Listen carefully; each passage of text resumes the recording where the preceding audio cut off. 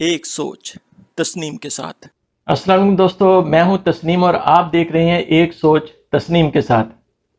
ہمارا آج کا موضوع ہے اولاد۔ ہر انسان اپنی زندگی کے خلا کو پورا کرنے کے لیے اولاد مانگتا ہے، اور جس کے پاس بیٹے ہیں وہ بیٹیاں مانگتا ہے، اور جس کے پاس بیٹیاں ہیں وہ بیٹا مانگتا ہے، جس کے پاس ایک بھی نہیں ہوتا وہ ایک مانگتا ہے، اور جس کے پاس دو ہوتے ہیں وہ اور۔ تو یہ اللہ تعالیٰ کا ایک نظام ہے۔ کچھ لوگ شیطان کے بہکاوے میں آ جاتے ہیں اور کہتے ہیں کہ دو ہی کافی۔ وہ اصل میں دراصل اللہ تعالیٰ کے ساتھ شرک کرتے ہیں، اس بات پر ہم بعد میں آئیں گے۔ لیکن اولاد کی جو طلب کرتے ہیں، اس کو پہلے میں اس موضوع پر بات کروں گا کہ اولاد کو طلب کرنے کا جو پریشانیاں ہیں وہ ہم سب وہی کر رہے ہیں جو اس سے پہلے انبیاء کے ساتھ بھی ہو چکی ہیں۔ یہ قدرتی قانون ہے، یہ ایک نظام ہے کہ انسان تصور کرتا ہے کہ بھائی اب تو میں بوڑھا ہو گیا ہوں، یا میری بیوی تو بانجھ ہو گئی ہے، اب میں کیسے مجھے اولاد ہوگی۔ تو اس طرح سے ہم جو مایوسی والی باتیں کرتے ہیں، ہم حکیموں کے پاس جاتے ہیں، ڈاکٹروں کے پاس جاتے ہیں، مختلف علاج کرتے ہیں۔ تو اللہ تعالیٰ ہمیں یہ سب سمجھانے کے لیے انبیاء کے واقعات کا ذکر کر رہا ہے۔ تو 19ویں سورہ میں 8ویں آیت پر حضرت زکریا علیہ السلام کہنے لگے، میرے رب، میرے ہاں لڑکا کیسے ہوگا جبکہ میری بیوی بانجھ اور میں خود بڑھاپے کے انتہائی ضعف کو پہنچ چکا ہوں۔ آپ نے دیکھا کہ حضرت زکریا علیہ السلام نے کیسے سوچا۔ تو یہ ہم لوگ بھی سوچتے ہیں، تو اس میں کوئی بری بات نہیں ہے جب آپ حیران ہوتے ہیں، لیکن اس کے لیے جو ہم اس کا جو حل نکالتے ہیں وہ غلط ہے۔ تو میں آپ کو کچھ مزید آیتیں سناتا ہوں۔ 3 سورہ میں 40ویں آیت پر کہنے لگے، میرے رب، میرے ہاں بچہ کیسے ہوگا، میں بالکل بوڑھا ہو گیا ہوں اور میری بیوی بانجھ ہے۔ فرمایا اسی طرح اللہ تعالیٰ جو چاہے کرتا ہے۔ تو اللہ تعالیٰ آپ کو یہ بتانا چاہ رہا ہے کہ مجھ سے مانگو، میں کر سکتا ہوں، صرف میرے اختیار میں ہے۔ میں بوڑھا ہو، بیمار ہو، لاغر ہو، بانجھ ہو، جو بھی مرض لاحق ہو سب کو دور کر دوں گا اور میں دے دوں گا۔ تو اس کا مطلب ہے کہ ہمیں مایوس نہیں ہونا چاہیے، اور ہمارا جو فوکس ہے، ہمارا جو دھیان ہے وہ صرف اور صرف اللہ تعالیٰ کی طرف ہونا چاہیے، اور اللہ تعالیٰ سے صدقے دل سے مانگنا چاہیے، وہ ضرور دے گا۔ کسی نے صحیح کہا ہے کہ اس کے گھر دیر ہے اندھیر نہیں۔ ایک اور آیت 19ویں سورہ 5ویں آیت پر، مجھے اپنے مرنے کے بعد اپنے قرابت والوں کا ڈر ہے، میری بیوی بھی بانجھ ہے، پس تو مجھے اپنے پاس سے وارث عطا فرما۔ اب یہ بھی بتایا اسی لیے ہے کہ کئی لوگ چاہتے ہیں کہ بھائی ہمارے ایک بھی بچہ نہیں ہے تو کم از کم ہمارا وارث ہو، ہمیں ایک بچہ تو دے۔ اسی طرح 91ویں سورہ میں 29ویں آیت پر، پس ان کی بیوی آگے بڑھی اور حیرت میں آ کر اپنے منہ پر ہاتھ مار کر کہا کہ میں تو بڑھیا ہوں اور ساتھ ہی بانجھ۔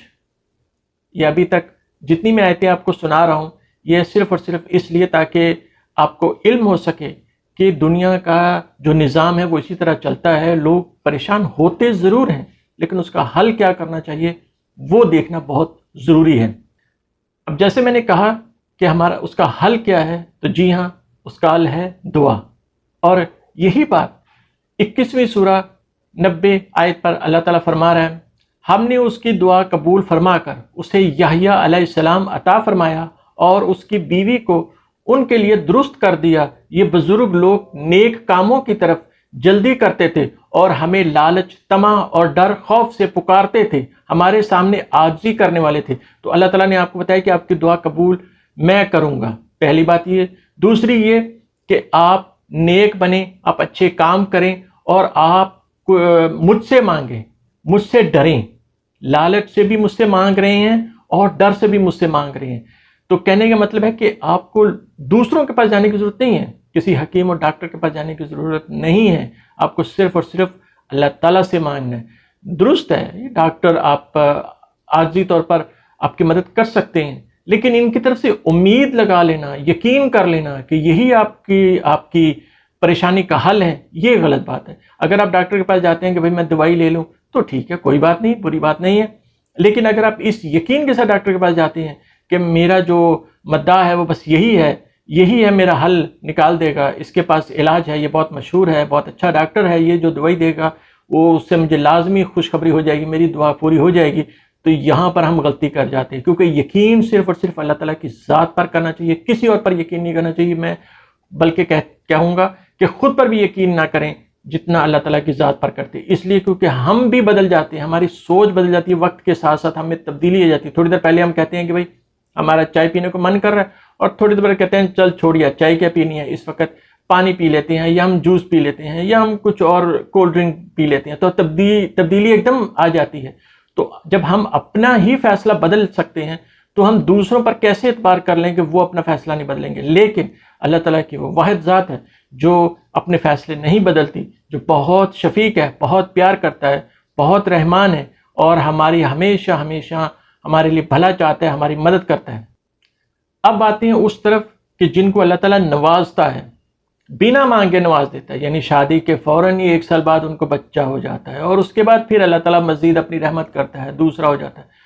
تو ایسے لوگ کیا کرتے ہیں، کئی لوگ تو پہلا بچے پر ہی کہتے ہیں کہ ہمیں فوراً نہیں چاہیے، ہمیں بعد میں چاہیے، ہمیں ابھی نہیں چاہیے، ہمیں وقت چاہیے، یا ہم ابھی اس کے لیے جو پروگرام کر رہے ہیں، ہم پیسے جمع کر رہے ہیں، ہم مکان بنا لیں، ہم یہ کام کر لیں تو اس کے بعد پھر ہم، یعنی پروگرام جو بناتے ہیں، تو پروگرام جو ہے یہ انسان وہ والے نہیں بنا سکتا جو اللہ بناتا ہے۔ جیسے پیدا ہونا یہ اللہ تعالیٰ کے اختیار میں ہے، مرنا اللہ تعالیٰ کے اختیار میں ہے۔ آپ نہیں کہہ سکتے کہ بھائی میں فلاں کام کر کے مروں گا یا میں فلاں کام کر کے پیدا کروں گا، یہ کام چیزیں اللہ تعالیٰ ہی کے اختیار میں ہیں، اللہ تعالیٰ ہی دیتا ہے۔ اسی طرح رزق ہے وہ بھی اللہ تعالیٰ ہی دیتا ہے تو آپ کو ملتا ہے۔ یعنی کوئی آپ دیکھیں گے آپ کے ارد گرد کوئی بہت ہی غریب انسان ہے اور وہ بہت امیر ہو جاتا ہے، اور کوئی ایسے آپ کو ملیں گے جو امیر سے غریب ہو گئے، تو یہ صرف اور صرف اللہ تعالیٰ ہی ہے جو فیصلے کرتا ہے۔ ایسا نہیں ہے کہ اگر آپ کو اولاد ہوگی تو آپ غریب ہو جائیں گے، آپ کے پاس سے پیسہ چھن جائے گا یا آپ کے بچے سڑک پہ آ جائیں گے۔ تو اللہ تعالیٰ نے پالنا ہوتا ہے وہ پال لیتا ہے، کیونکہ یہ اللہ کا کام ہے، ہمارا کام نہیں ہے۔ تو ایسے لوگوں کے بارے میں اللہ تعالیٰ کیا فرماتا ہے؟ 6 سورہ 151 آیت پر اللہ تعالیٰ کہہ رہا ہے، آپ کہیے کہ آؤ میں تم کو وہ چیزیں پڑھ کر سناؤں یعنی جن کی مخالفت کو تمہارے رب نے تم پر حرام فرما دیا ہے۔ وہ یہ کہ اللہ کے ساتھ کسی چیز کو شریک مت ٹھہراؤ، اور ماں باپ کے ساتھ احسان کرو، اور اپنی اولاد کو افلاس کے سبب قتل مت کرو۔ ہم تم کو اور ان کو رزق دیتے ہیں، اور بے حیائی کے جتنے طریقے ہیں ان کے پاس بھی مت جاؤ، خواہ وہ اعلانیہ ہوں خواہ پوشیدہ، اور جس کا خون کرنا اللہ تعالیٰ نے حرام کر دیا ہے اس کو قتل مت کرو، ہاں مگر حق کے ساتھ۔ ان کا تم کو تاکیدی حکم دیا ہے تاکہ تم سمجھو۔ آپ سمجھ سکتے ہیں کہ اس آیت میں اللہ تعالیٰ نے سارے جو ہمارے مسائل ہیں اس کا بیان کر دیا ہے، یعنی رزق، کہ آپ رزق کے ڈر سے کہ بھئی اب رزق نہیں ملے گا، ہمارے پاس اتنا خرچہ نہیں ہم کر سکتے، تو اس وجہ سے ہم جو ابورشن کروا لیتے ہیں، یا ہم پلان کرتے ہیں کہ بھئی ہم مختلف ادویات لے کر روکے رکھیں کہ بھئی کوئی بچہ نہ ہو، تو یہ جتنا بھی ہے یہ قتل کرنا ہے۔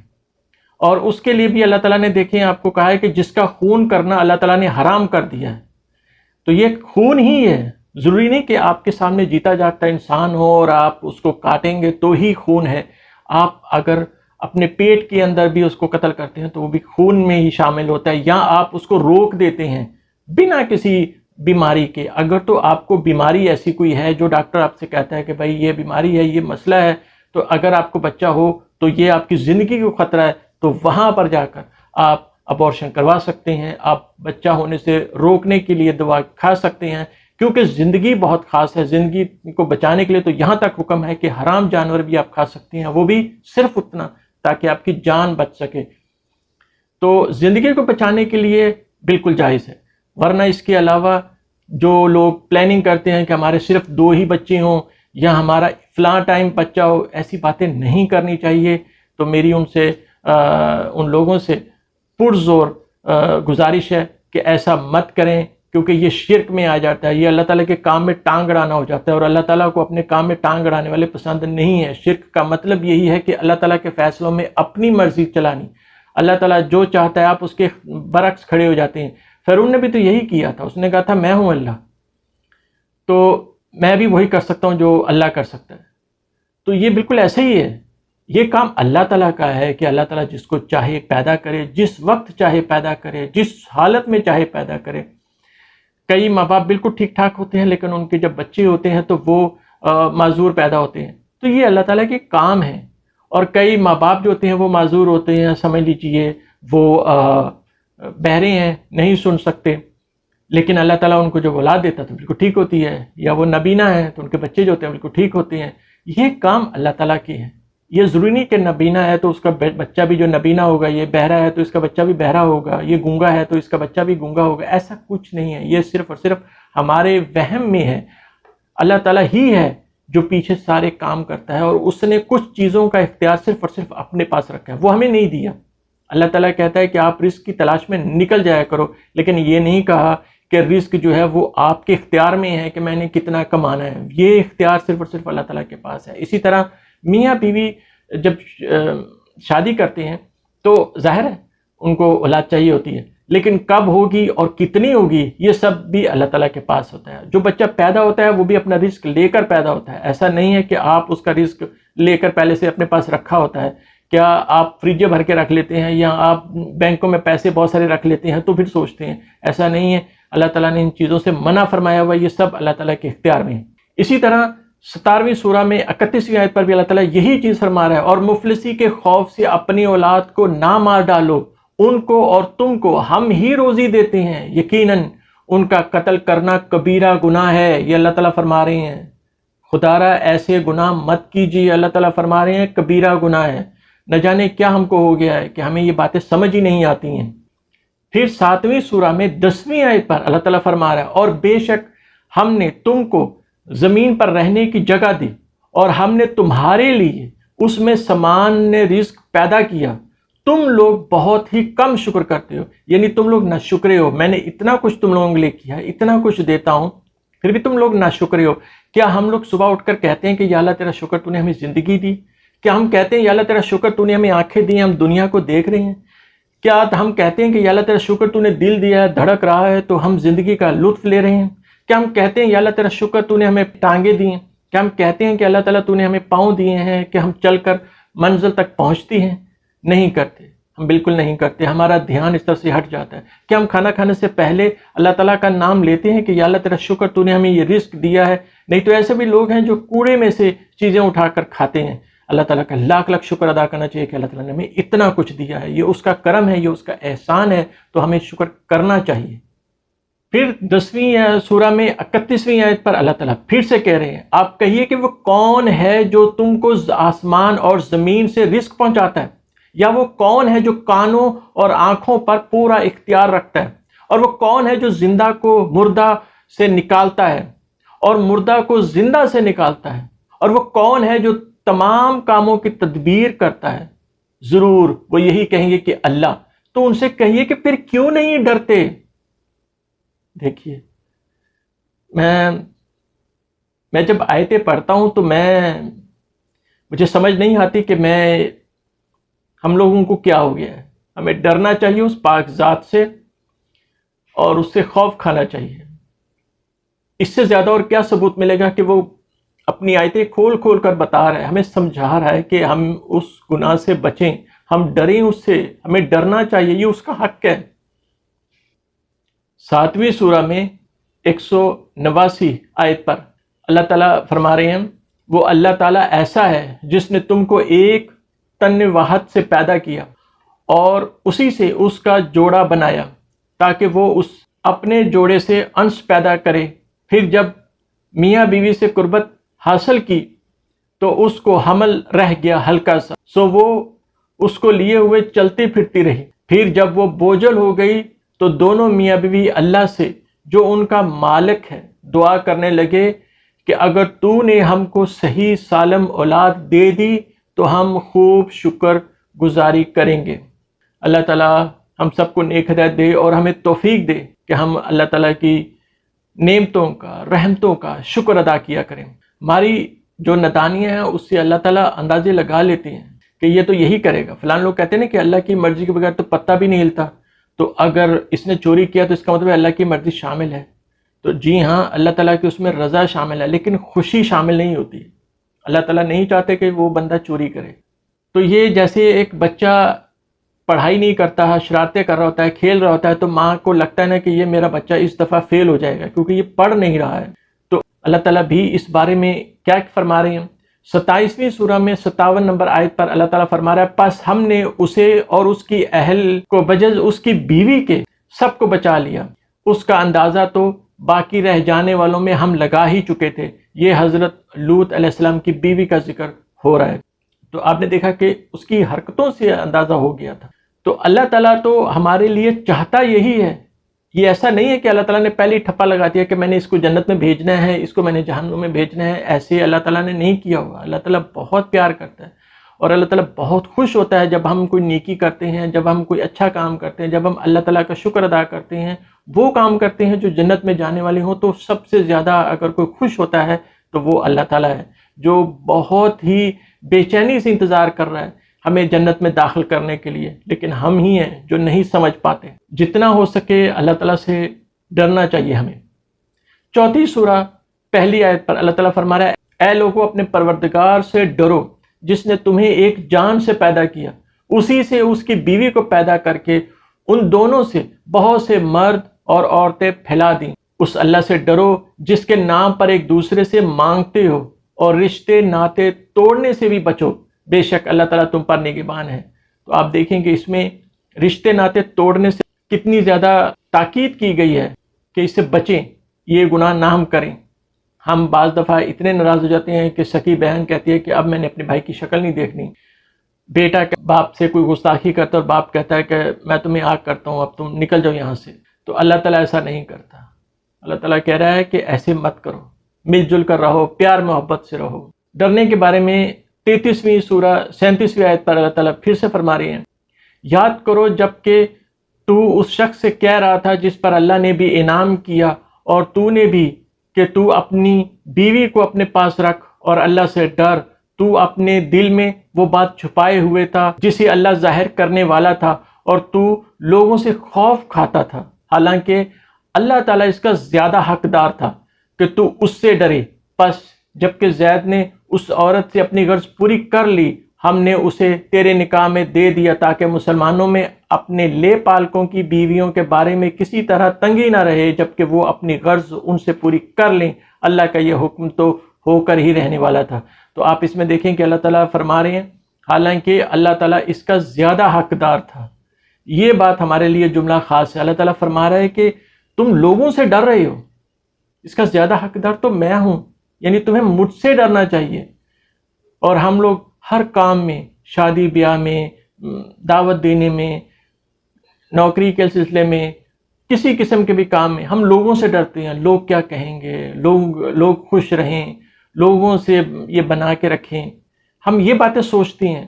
اور اللہ تعالیٰ کیا فرما رہا ہے کہ تو لوگوں سے خوف کھاتا تھا، حالانکہ اللہ تعالیٰ اس کا زیادہ حقدار تھا۔ تو ہمیں اللہ تعالیٰ سے معافی مانگنی چاہیے اور اس کی طرف لوٹ کر جانا ہے ہم نے، تو اس کے لیے تیار رہنا چاہیے، اپنے اعمال کو بہتر بنانا چاہیے، اور ایسے کام نہیں کرنے چاہیے جو ہم کر رہے ہیں آج کل۔ اکثر یہی باتیں ارد گرد گھومتی ہیں، لوگ اولاد کو قتل کرتے ہیں اور اللہ تعالیٰ سے ڈرتے بھی نہیں۔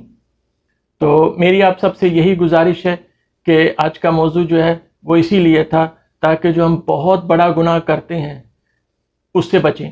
یہ شرک ہے کہ جو کہنا کہ مجھے تو 2 ہی بچے چاہیے، ایسی باتیں نہیں کرنی چاہیے، کیونکہ یہ اللہ تعالیٰ کی مرضی ہے، کس کو 1 دے، کسی کو 2 دے، کس کو لڑکے دے، کس کو لڑکیاں دے، کس کو دونوں دے، کس کو نہ دے۔ ہم لوگ اس کے بارے میں غلط باتیں کر جاتے ہیں اور دوسروں کو مشورہ دینے سے بھی باز نہیں آتے، دوسروں کو بتاتے ہیں کہ فلاں حکیم کے پاس چلے جائیں یا فلاں ڈاکٹر کے پاس چلا جائیں۔ اگر آپ نے دینا ہے تو اس طرح سے کہیں کہ آپ نماز پڑھیں، دعا کریں، اور اس کے بعد فلاں ڈاکٹر ہے اس کو بھی جا کے آپ دکھا دیں، لیکن اس کو اس طرح سے نہیں کہ وہ فلاں ڈاکٹر تو بہت ہی اچھا ہے، اس سے کبھی تو مایوسی ہوئی نہیں، وہ فلاں بندہ کیا تھا اور اس کو اللہ نے خوشخبری دے دی۔ تو بھیا ایسی باتیں اگر آپ کریں گے تو ظاہر ہے اس کا اعتماد اور یقین اس ڈاکٹر پر بن جاتا ہے۔ میں صرف اس چیز کے خلاف ہوں کہ ہماری سوچ اور ہمارا یقین ڈاکٹر اور حکیم پر نہیں ہونا چاہیے، ہمارا جو یقین ہے وہ صرف اور صرف اللہ تعالیٰ کی ذات پر ہونا چاہیے۔ اسی لیے ہمیں لوگوں سے ڈرنے کی بجائے اللہ سے ڈرنا چاہیے۔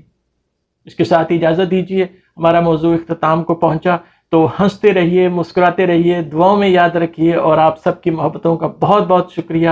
میرے ویڈیو کو آپ لوگ پسند کرتے ہیں اور انتظار کرتے ہیں میرے ہر آنے والے ویڈیو کا، تو جزاک اللہ خیر۔ میں بھی آپ کے لیے دعا گو ہوں، آپ کے لیے نیک تمنائیں رکھتا ہوں۔ تو جن لوگوں نے ابھی تک لائک نہیں کیا وہ لائک کر دیجئے، جنہوں نے سبسکرائب نہیں کیا وہ سبسکرائب بھی کر دیجئے، اور شیئر کرنا مت بھولیے گا اپنے دوستوں کے ساتھ تاکہ وہ بھی اس گناہ کبیرہ سے بچیں۔ جزاک اللہ خیر۔ اللہ نگہبان۔ اللہ حافظ۔